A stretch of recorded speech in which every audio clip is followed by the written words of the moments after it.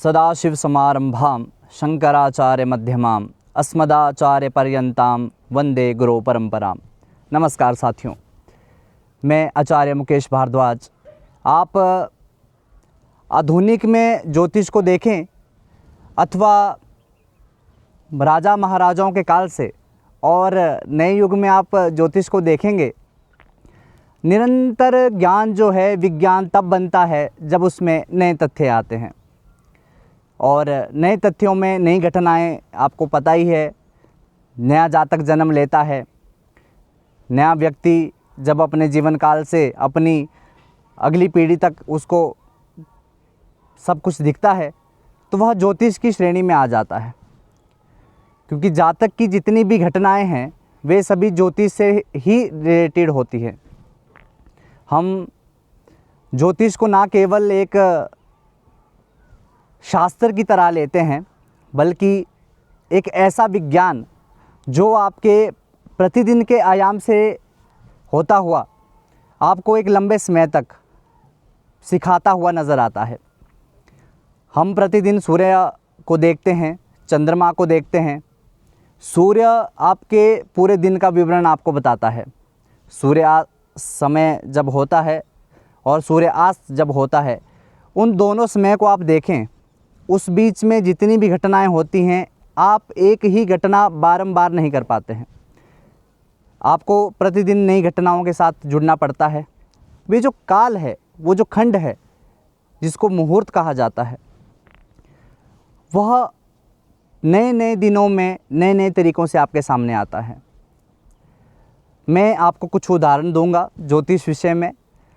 हम देखते हैं कि सूर्य जब जन्म किसी व्यक्ति का होता है और सूर्य जिस राशि में हो और चंद्रमा जिस राशि में हो, उस व्यक्ति पर उन दोनों का प्रभाव और उनके अलावा जो पंच तारा ग्रह हैं, मंगल, बुध, बृहस्पति, शुक्र, शनि, उनका जो प्रभाव है वह इतनी दूर आकाशीय घटनाओं के बावजूद यहाँ पर मनुष्य के ऊपर कैसे पड़ सकता है। यत् पिंडे तत् ब्रह्मांडे जैसी स्थिति बनती है।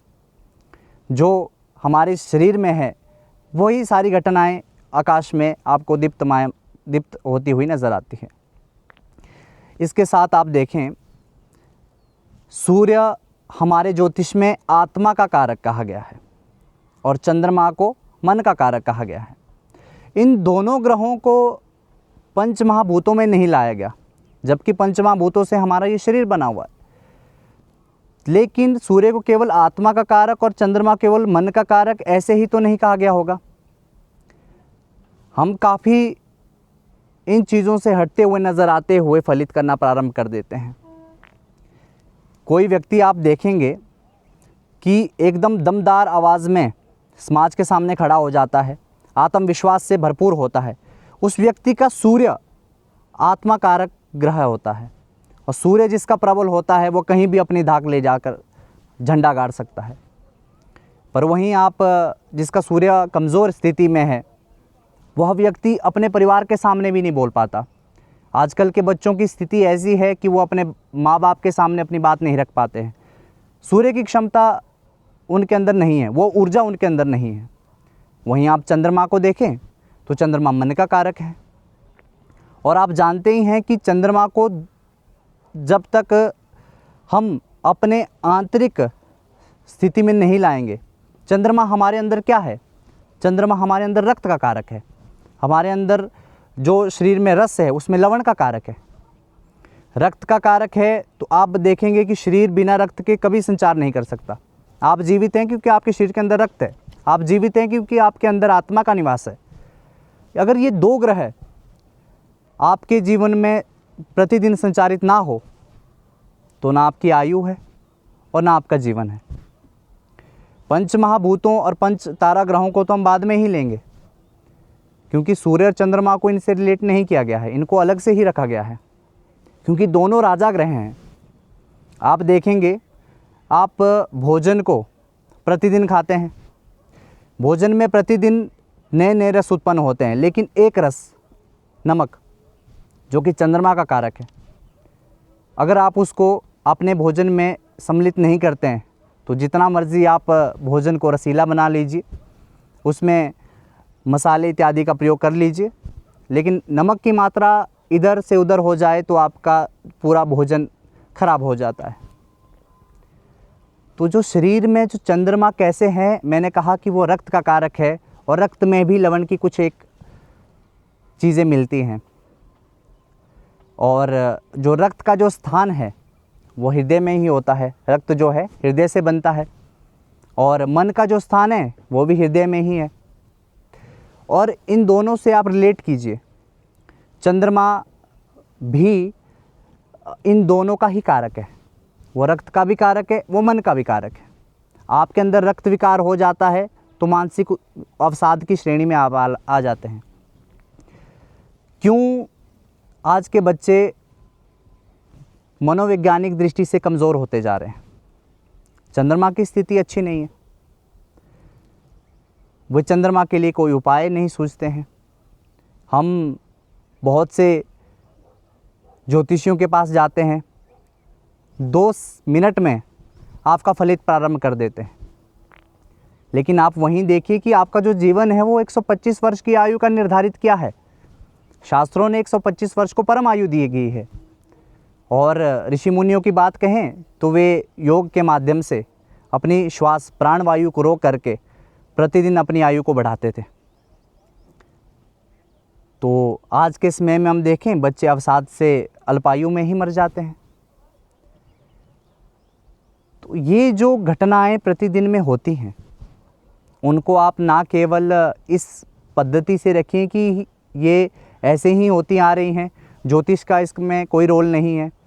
और आधुनिक में जितने भी 2 मिनट 5 मिनट का समय लेकर के ज्योतिषी के पास आते हैं, वे आपको कदापि उस पद्धति में तो नहीं ही ले जा सकते, क्योंकि 2 मिनट में किसी का भी फलित होना निश्चित तौर पे मैं कहूँगा एक ग्रह को भी हम ढंग से नहीं देख पाएंगे। मैं एक छोटी सी कहानी के माध्यम से आपको बताता हूँ कि कैसे जो है ज्योतिष को फलीभूत होते हुए हम देखते हैं। मैं आपको महाभारत काल में ले चलता हूँ। भीष्म पितामह जी अपनी अंतिम अवस्था में थे। श्री कृष्ण भगवान उनके सामने खड़े हुए थे। तो उन्होंने प्रभु से पूछा कि हे केशव, मुझे अपने पूर्व जन्म के सभी जन्म याद है। मैंने ऐसा कोई कृत्य नहीं किया कि मुझे बाणों की शैया में ऐसा लेटना पड़ रहा है। तो भगवान श्री कृष्ण ने उन्हें अपने पूर्व के कुछ जन्मों में लेकर के गए, जिसको हम आज की समय में टाइम जोन कहते हैं। उस समय लेकर के गए। उन्होंने देखा कि वह एक किसी पूर्व जन्म में एक छोटे बालक थे। छोटी बालक की अवस्था में उन्होंने एक मरे हुए सांप को एक कांटों की झाड़ियों में फेंक दिया था, और वो कांटों की झाड़ियों में उसके अंदर इतने कांटे चुभ गए थे जिस वजह से उसको पीड़ा के लिए जूझना पड़ा, और भीष्म पितामह को महाभारत काल में उस जन्म का भोग करना पड़ा। और हम समझते हैं कि 2 या 5 मिनट में अपना भविष्य जान करके आप अपना पूरा जन्म जो है ऐसे निर्धारित कर देंगे। ऐसा साथियों नहीं होता है। हमें अपने 100 वर्ष मान के चलें या 70 वर्ष आज के युग में मान के चलें, उस समय को ज्ञात करने के लिए एक अच्छे ज्योतिषी की आवश्यकता होती है। आप ज्योतिष के साथ जुड़ेंगे तो आप देखेंगे कि जो घटनाएं होती हैं उनको आप पूरे तरीके से चेंज कर सकते हैं। अगर आपकी जो पारिस्थितिक जो समस्याएं हैं अगर चेंज होने जैसी स्थिति में नहीं होती तो वे ज्योतिष में आती ही नहीं। ज्योतिष में आप देखेंगे 12 भाव हैं। प्रथम भाव शरीर का दिया गया है। शरीर का ही क्यों दिया गया है?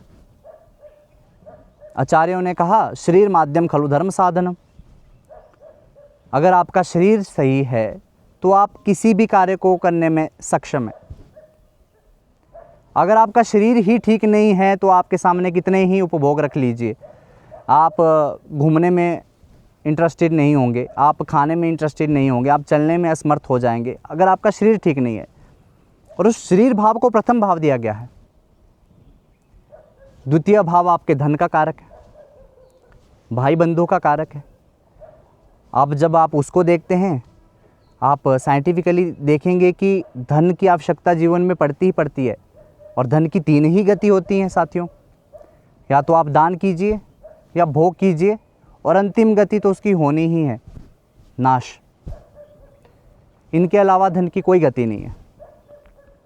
तृतीय भाव की बात करें, वह आपका पराक्रम का भाव है, और पराक्रम के साथ आपके भाई बंधुत्व का भाव है। उसको भाई बंधुत्व का भाव इसलिए रखा गया है कि आप भाई का विचार करें, बहन का विचार करें। आपका जो पराक्रम है वो केवल आपके शारीरिक पराक्रम की बात नहीं कर रहा है, वह आपके पारिवारिक पराक्रम की बात कर रहा है कि आप भाइयों के साथ कैसे तालमेल है, श्री राम जी के और लखन जी के साथ कैसा तालमेल है। अगर दोनों भाई, चारों भाई मिल करके किसी एक चीज़ के लिए संगठित होकर के चलते हैं तो वो समाज में पराक्रम का भाव लाता है। और चौथा स्थान आपके सुख का कारक है, और आप देखेंगे कि उसमें माता का भी सुख दिया गया है। आप समाज में किसी भी तरीके का सुख उपभोग कर सकते हैं, लेकिन माता का सुख आप कहीं से नहीं ला सकते। इसलिए माता से जो सुख प्राप्त होता है वह चतुर्थ भाव में ही होता है, और चतुर्थ भाव का कारक और माता का भाव का जो कारक है वो चतुर्थ स्थान को दिया गया है। पंचम का जो कारक है और भाव का जो फल है, उसमें पुत्र, विद्या, तंत्र, मंत्र, ये सभी घटनाएं आती हैं। और उसको केवल आप सिर्फ विद्या का स्थान मान के ही ना चलें, केवल पुत्र का ही स्थान मान के ना चलें, वो ज्ञान का भी कारक है। आप जब भी जीवन में सामाजिक तौर पर उतरेंगे तो आपका ज्ञान होना परम आवश्यक है। आप कुबुद्धि होकर के सोसाइटी में नहीं जा सकते। वहीं आप पुत्र को लीजिए, पुत्र आपके साथ खड़ा हो तो एक बाप हमेशा यही चाहता है कि उसका जो पुत्र है उससे ऊपर उठ के कार्य करे। छठा भाव आपके शत्रु का भाव है। शत्रु और रोग, ये दोनों छठे भाव से देखे जाते हैं। रोग भी आपका ही शत्रु है। अगर आपको कोई भी रोग ही हो जाता है तो वह स्वतः मनुष्य अपने आप में एक शत्रु बन जाता है। मान के चलिए किसी को कैंसर हो गया तो वह कैंसर उसके लिए अपना एक शत्रु हो गया। वो घर पे तो नहीं बता सकता कि उसके अंदर कैसी सिचुएशन चल रही है, लेकिन अंदर ही अंदर वो व्यक्ति जूझ रहा होता है। और सप्तम आपका पत्नी का भाव कारक है, और जो शरीर है वो अपनी प्रेमिका, अपनी पत्नी को एक सीधी नज़र में देखता है, वो सप्तम भाव होता है।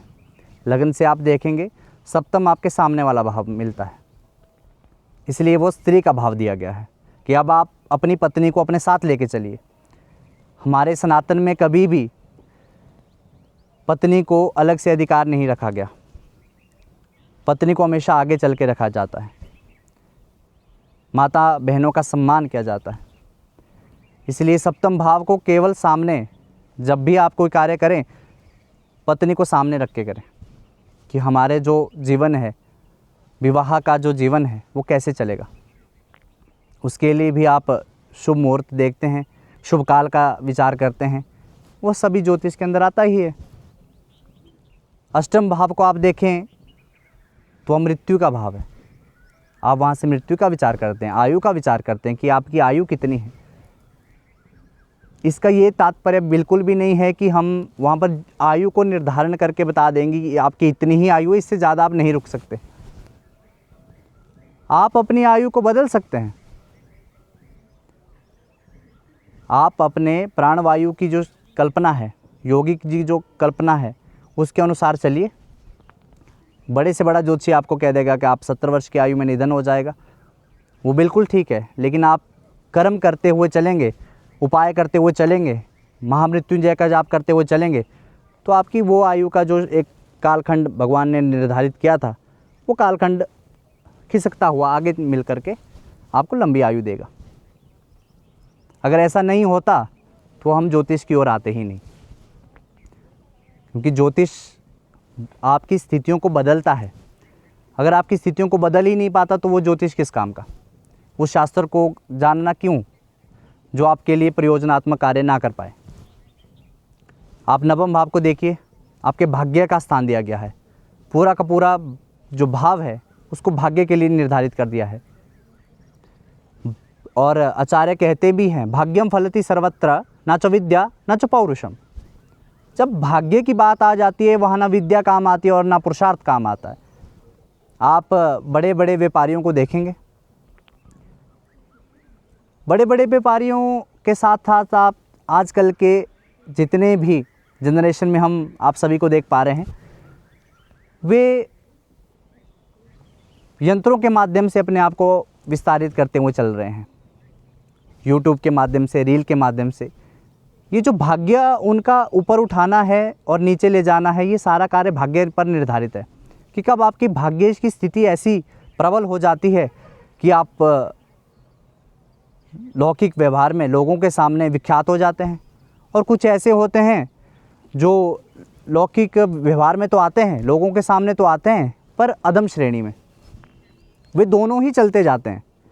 यूट्यूब में अच्छे लोग भी हैं, बुरे लोग भी हैं, तो उनका जो व्यवहारिक क्रम है वो भाग्य निर्धारित करता है कि उनका भाग्य का जो स्तर है, भाग्येश कितना मजबूत है। बहुत से लोग कहते हैं कि आपका भाग्य नहीं है, हमारा वो भाग्य नहीं था, हमारे भाग्य में ये नहीं है। वो जो भाग्य है वो भाग्य है क्या? वो भाग्य आपका नवम भाव है।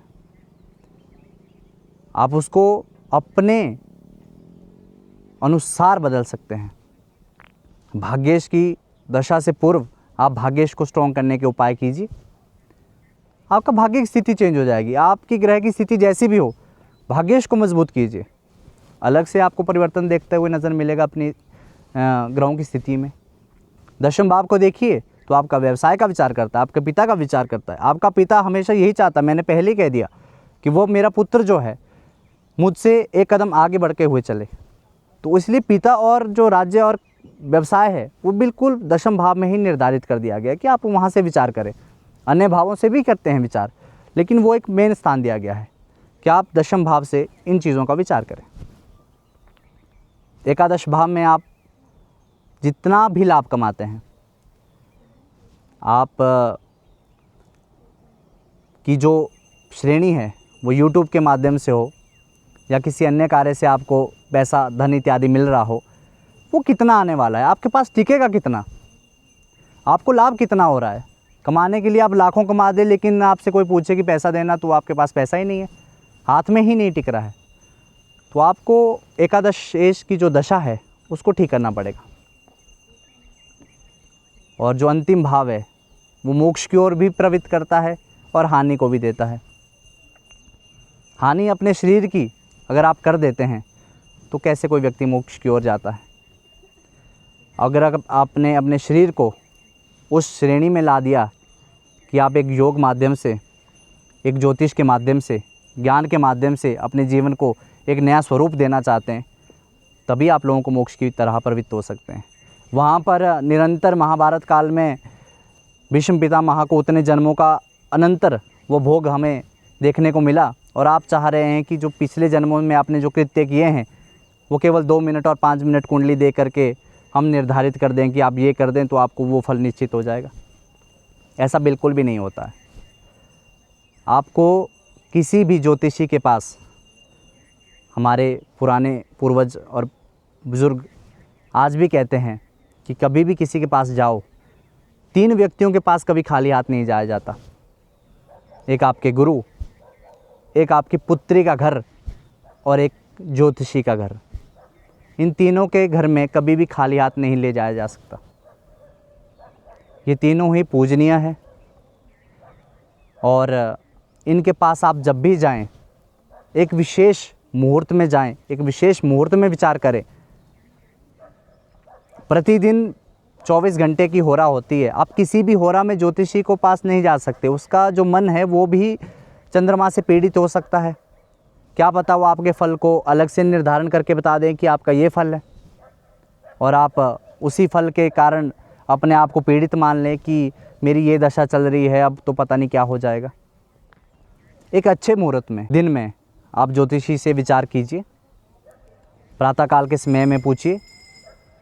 आपको मिलेगा कि ज्योतिषी का चेहरा भी चमकता हुआ मिलेगा, और आप जो फल कथन चाह रहे हैं वो एक बिल्कुल एकदम सटीक आपके ऊपर बैठ जाएगा। बैठ के बात होना और 2 मिनट में बात होने में बहुत फ़र्क रह जाता है, और हम इसी वजह से अपने समय को अच्छा नहीं कर पाते हैं। नहीं तो ज्योतिष में वो पूरा बल है कि वो आपके पूरे के समय को चेंज कर सकता है, बुरे समय को टाल करके अच्छा समय ले जा सकता है। मैंने ज्योतिष में खुद अनुभव किए हैं कि जहाँ पर तलवार से किसी को भेदन किया जा सकता है, तलवार से जहाँ पर किसी को एक्सीडेंट इत्यादि कट लग सकता है, वहाँ पर पीछे से उपाय करते करते करते आप उस दशा में जब आएंगे, दशा काल को तो आपको भोगना ही पड़ेगा, लेकिन जब वो दशा काल आ रहा है तब आपको केवल एक सुई मात्र इतना ही दर्द होगा, इससे ज़्यादा आपको कहीं पर भी उस काल को भोगना नहीं पड़ेगा। तो इसलिए जब भी आप अपने भविष्य के लिए, एक अच्छे भविष्य की कामना के साथ किसी ज्योतिषी के पास आते हैं, तो 2 मिनट में, 3 मिनट में, फ्री में, ऐसी वाली स्थिति में आप अपने आप को, अपने भाग्य को कमज़ोर कर देते हैं। हमारे पूर्वजों ने कहा है कि कहीं पर भी आप अपने हाथों को नहीं दिखा सकते, साधु महात्माओं के सामने यूं हाथ फैला करके नहीं रख सकते। क्यों? क्योंकि आपके हाथों में आपका भाग्य है, आप कर्मनिष्ठ हैं और कर्म हमेशा हाथों से ही किया जाता है। आप कुंडलियां किसी के भी सामने नहीं खोल सकते हैं। आपके कुल पुरोहित होते हैं और आपके जो ज्योतिषी होते हैं, जो जानकार होते हैं, उनके सामने ही कुंडली का विस्थापन किया जाता है। हर कहीं, हर किसी के सामने आप ज्योतिष की चर्चा नहीं कर सकते, क्योंकि कोई भी आपके लिए कुछ भी कह दे और आपने उस चीज़ को मान लिया, तो आप मान के चलिए कि आपकी जो गाड़ी इस दिशा में जाने वाली होती है, एक नए मार्ग की ओर, एक मोक्ष की ओर, वहीं वो नरक की ओर चली जाती है। अच्छे ज्योतिषियों की सलाह से आप एक अच्छा जीवन और एक अच्छा जीवन यापन करने की पद्धति में आ जाते हैं। इसलिए कभी भी आप समय को ना गवाते हुए अपने आप को समय दें, अपने परिवार को समय दें, और उस परिवार के समय से आप एक ऐसा समय निर्धारण करें जिसमें आप एक अच्छे ज्योतिषी को पूछ सकें कि हमारे कल का क्या है, हम कल के लिए क्या निर्धारण करें जो पुण्य में अर्जित होकर के हमारा जो अगला जीवन है उसमें आपको ये सब चीज़ें नहीं भोगनी पड़े। क्योंकि जो निर्धारित विधाता ने किया है वो फलीभूत होगा, लेकिन फिर भी विधाता ने वेदों से एक अंग जो ज्योतिष है उसमें नवम भाव दिया है भाग्य का। आप उस भाग्य की श्रेणी से विधाता के किए हुए कर्मों को, वो कर्म तो वहाँ पर प्रारंभ होंगे ही होंगे, लेकिन अच्छी पद्धति में प्रारंभ होंगे, आपका कर्म बुरे में नहीं जाएंगे। इसलिए ज्योतिष शास्त्र है। और ज्योतिष वैज्ञानिक दृष्टि में मैं कहूँ तो सभी कहते हैं कि केवल ज्योतिषी अपने कृत्यों को करते हुए चलते हैं, बता देते हैं, फल हो जाता है, 10 दिन बाद भूल जाते हैं, माया है। आप किसी भी ज्योतिषी के पास चले जाइए, 10 दिन बाद आप विचार करना भी भूल जाएंगे कि हम किस ज्योतिषी के पास गए थे। इसका जो कालखंड आप ज्ञापन करेंगे, अगर आपने उपाय किसी भी ग्रह के कर दिए और निरंतर कर दिए, 30 दिन बैठिए, 35 दिन बैठिए उस उपाय की प्रति, उसमें पूरी निष्ठा रखिए, आप 100% अपने जीवन को अलग दिशा में देखते हुए नजर आएंगे। इसलिए ज्योतिष में जो उपाय दिए गए हैं वे वैज्ञानिक हैं। ज्योतिष में जो ग्रह बताए गए हैं वे भी वैज्ञानिक तथ्य पर आधारित हैं। उनमें जो मित्र शत्रुता, नैसर्गिक, तात्कालिक, पंचदा, ये सब देख करके ज्योतिषी को आपको फल बताना होता है। 2 मिनट में केवल आपकी कुंडली ही टाइप की जा सकती है। आपके लिए आपके जीवन का वो स्वर्णिम पल जो आप देखना चाह रहे हैं, एक IPS, एक IAS ऐसी श्रेणी में जाना चाह रहे हैं, तो केवल 2 मिनट में तो कहीं पर संभव नहीं है। एक अच्छे ज्योतिष को समझने के लिए, एक अच्छे जीवन को यापन करने के लिए आपको एक अच्छे ज्योतिषियों की आवश्यकता होती है, और उस कालखंड में आपको आना ही होता है। और एक अच्छे मुहूर्त में, एक अच्छे दिन में आप ज्योतिषी से संपर्क करें। मैं 100% ये बात कह सकता हूँ कि आपका पूरा का पूरा जीवन बदलता हुआ नज़र आएगा।